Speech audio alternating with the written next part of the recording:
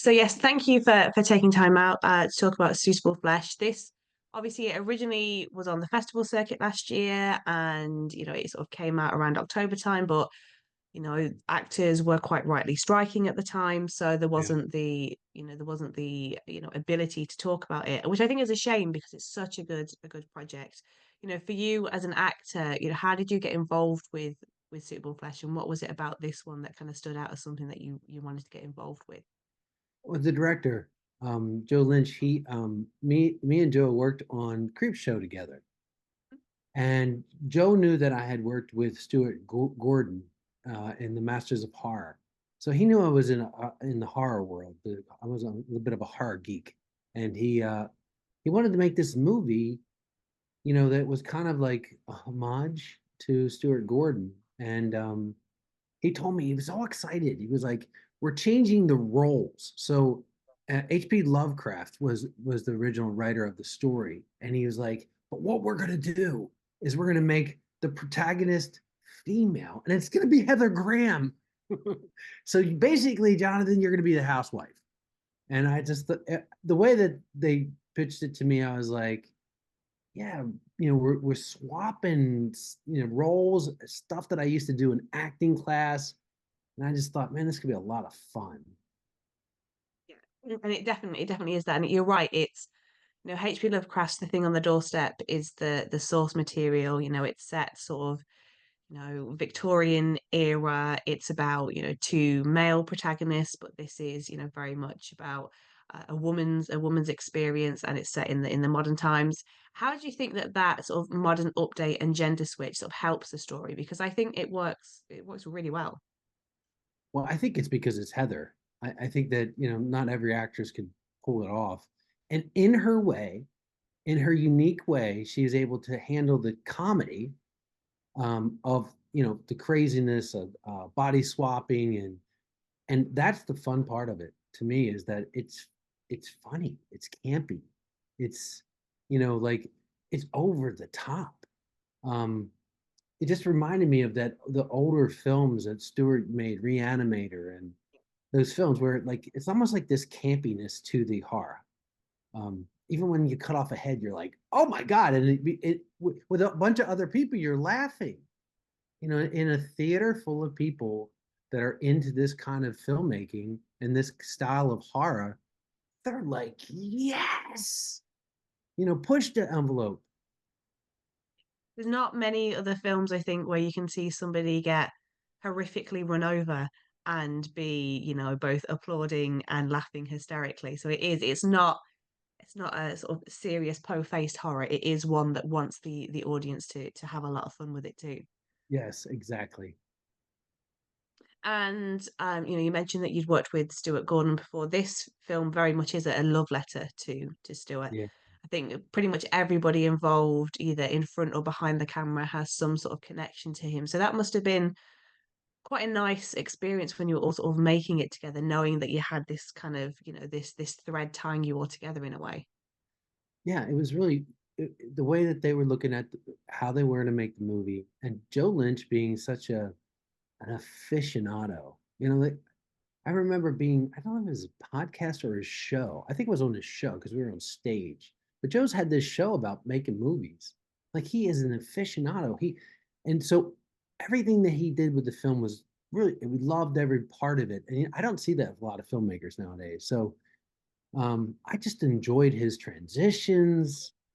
The actors were great. They had so much fun. I love that part of it, that it was a filmmaker making homage to Stuart Gordon, and he deserved it and nailed it. And Edward, like you said earlier, Edward is kind of like the quote unquote housewife. How was it sort of like embracing your domestic side for this role? Well, that so I made a branzino in it, and we found all these things that it was during the time with COVID. He lost his job, he couldn't find his way. He's trying to like still have some sort of purpose in the relationship and the love that like we had to have that stuff. You had to fall in love with him. So it was very important that, this was a relationship that mattered. We didn't have kids, but they still mattered to one another, and they're just not going to throw the other one out.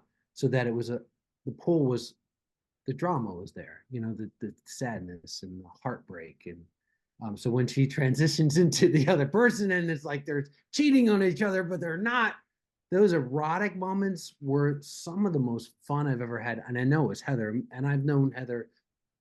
We've been trying to make a movie since the 90s. So we finally got to make a movie, and we get to make it, it was sexy, it was erotic, it was fun. Those scenes were off the chart. We laughed nonstop. It was safe. Um, yeah, Yeah, because I think that is the thing. It's a very intimate scene. There must be a lot of trust there. You mentioned that you guys have known each other for years. I'm guessing that was a really important aspect because maybe if there wasn't that familiarity, it could have gone very differently, I imagine. yeah. I think that that part of it was great that we had a friendship prior, and she's like, what's Jules doing now? Where's how the kids? You know what I mean? And we're like, she's like in her robe, and we got fake cigarettes, and we're smoking our fake cigarette. It's just so much fun. There's no, I'm an actor. I love my craft. I know a lot of other actors are frightened that they have to, have these kind of scenes. But when the director takes care, you're their actor, and you guys are having fun, and no one's taking advantage of the other person. You just have a blast, and that was what we did. We just had a blast. Yeah. And there's been a lot of talk the last few years about how kind of Hollywood films and TV are kind of becoming a bit sanitized, especially when it comes to anything erotic or sexual. And you've got films like Suitable Flesh and now Poor Things, which is just releasing, and even Saltburn, that are kind of bringing the sexy back. I was wondering what your thoughts on this whole debate was. Is there a place for sex in cinema still? Absolutely, I think it's important. I watched the pilot of Obliterated, and me and my wife made out for a half hour afterwards. We were like, it's it's good. We need to have these escapes. We need to know what we're going to watch. I have a 10-year-old and a 3-year-old, and I'm not going to watch this movie in front of them. So, and I'm going to make sure that it's not showing on the screen, when they're in the other room watching Peppa Pig. You know what I mean? So that part of it's really important that it's an adult film. Sex in cinema. There was the Harvey Weinstein and the Me Too movement, which I was very much involved in. uh, but there's a fear level that was true because there was the Harveys of the world that were out there. So, but on the, it's just as important to know that there's really good human beings on the other side. I mean, I try to be one of them. I try to give all the power to Heather, and whatever she wanted to do. Uh, I was going to take some risks. I wasn't going to push her, I wasn't going to push her to a place where she wasn't comfortable. You hear that still with a lot of actors are like, they have to be willing to go to these extremes with me. I'm like, man, the Marlon Brando days are no longer. We don't need to do that to make art. We don't need to do that to make great acting. We don't need to harm anyone, cause anyone fear, anxiety, or anything. We need to just be performers and be allowed a safe space to perform.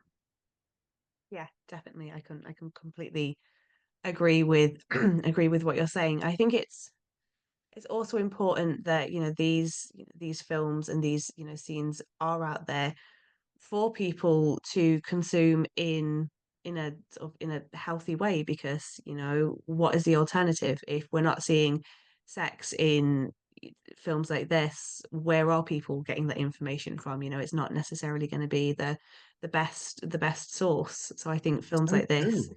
yeah, It's so I think true, right?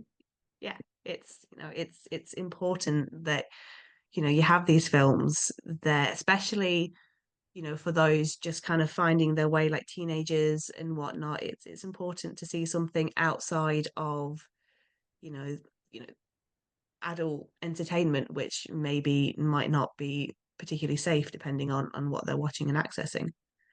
Yeah, that's where they're learning how to have sex. That's not the place to be doing it. In No. the arts, they need to watch, fake. This is storytelling. It's different than, watching pornography. It's just completely different. It's storytelling as opposed to reality, I guess. But it's also nice to see characters in a film like this who aren't, they're not college students, they people beyond 30 still have relations with each other. And I think that's something again that kind of films have forgotten in a way. So it's again, it's nice to see it represented on screen. Heather was very big in the 90s and then she kind of fell away as a lot of women unfortunately do in this industry. So to see Joe championing her and it being very much a film about a woman's experience and coming into her own sexuality in a strange way, even though there's like a young man involved sort of There's in a an way. entity. Yeah. Yeah. But it's nice to see that, portrayed on screen. I think so often, a lot of, there's a big dip off, characters in films are up until like their 30s and maybe they're like family people and then the next thing you know they're like retiring. It's nice that there's a film that shows the people in the middle because they exist. Yeah, I agree with that very much so. And it was important to see a woman in a position of power. It was so neat to play those dynamics and figure out, like, my character was obviously successful at one point and just was not he wasn't working at that time, but he still found a purpose in life. And he didn't escape his relationship. And yeah, it was all that stuff was there. And thank you for noticing it. Well, thank you for the film. I have to talk to you about one of your other works. I'm a big fan of The Forsaken. Wow. Yeah. I Yeah. mean, that was right in my teen years. I was a big Roswell fan, and obviously you've got Brendan in there. So I was a big Dawson's Creek fan, got Kerr Smith in there. So I was always straight on that. I was just wondering if you had any memories of your time on that, because I mean, that's approaching a reasonable anniversary in the next couple of years. Interesting. I was at a horror convention and people would come up to me about Forsaken and I didn't have any Forsaken pictures. So I felt really bad about that because I know that it would have been a bigger movie, but they didn't put fangs in the movie. Mm. Do you know that? So Sony told me, they were like, we can't sell a vampire film unless we have fangs. And that's one reason I did it. I was like, yeah, it's just like this. What are these guys? They're not your stereotypical vampires, but it's a vampire movie. I think it's a great sort of portrayal of the vampire. Obviously, your character is sort of like one of these, legendary sort of like original vampires, and he's just sort of. I like that he's kind of just gone around, sort of like almost like a Charles Manson type, just sort of collecting people and sort of drifting through life. And that, but also like that vampirism is sort of like a disease that can be combated. It's quite nice to see it, done in that way instead of the more traditional like once you're bitten, you're now beholden to the master. That there is this kind of different spin on it. Yeah, it was a lot of fun to make that film. And J.S. Cardone, I would work with him on, I think, four films, and one of them was Prom Night. Yes. Yeah, he said Oh, he very wrote cool. Prom Night, and that's how I got my chance to be the killer in Prom Night. Spoilers. But it's old. If people haven't seen it, if they haven't seen it, they should. But obviously, you've got a vast career. So many great films. You've got Doom Generation. Forsaken. You've done a lot of work in TV. What is it about your career as an actor that you're particularly proud of? Are there any projects that really stand out to you as like I'm really happy that I got to make that one? I have one coming out called Blue Ridge. It's a TV series. I'm very proud of it, and I'm really looking forward to people getting this. Coming out in April. It's coming out on a fast channel called the Cowboy Way. Fast channels are unique. Like, they run the commercials. If you have a smart TV, I can't wait to get into this. Um, but I made it, and you'll appreciate this. I made it so that I can watch it with my 10-year-old. Like, I can't watch Reacher with my little guy only for a couple reasons. The violence is over the top, right? And when they do the scenes, um, like you'll walk into a room and a guy will be naked splattered on the wall, Yeah. right? So my son can't see that. My series is a cop drama procedural, but we don't do any of that. We don't have it. This it's not suitable flesh, so he's not going to be. I'm not going to be freaking out because we're how far are they? How how in depth are they going to go? What is he going to hear that's going to cause all these questions at that age, which I don't want. So yeah, I'm really excited about that. I'm really excited about. It's basically it's a procedural, but the energy that we made the movie in is the same energy I made that thing you do with Tom Hanks in. It was like a very kind, good, strong, artistic energy, very positive, and I can't wait for people to see it. And I guess my final question, sort of bringing it back around to Suitable Flesh. Film is going to be on Shudder very soon. It's out to own in the US on Blu-ray. Why should people who haven't sought it out yet, why should they take a chance on this film? What are they going to get that they're not going to get from some of the more mainstream offerings? Well, they have to appreciate the campy, fun horror of old. It's not the slasher film. It's not like that hardcore, Saw type movie. It's got a sense of humor to it. It's a lot of fun to watch when you look at it like that. Like, did they really just do that? Did they just drive that over that guy? You know what I mean? It's meant to make the audience like giggle because it's so bizarre. It's cosmic horror, um, which means it's out there. It's a little crazy, a little different. It's body swapping, um, and it's special because of the performances that the actors bring. Definitely. Well, I wish you best of luck with with the release now that it's getting like properly out there for everybody to see. And thank you so much for taking the time to chat with me. Thank you. It's a pleasure.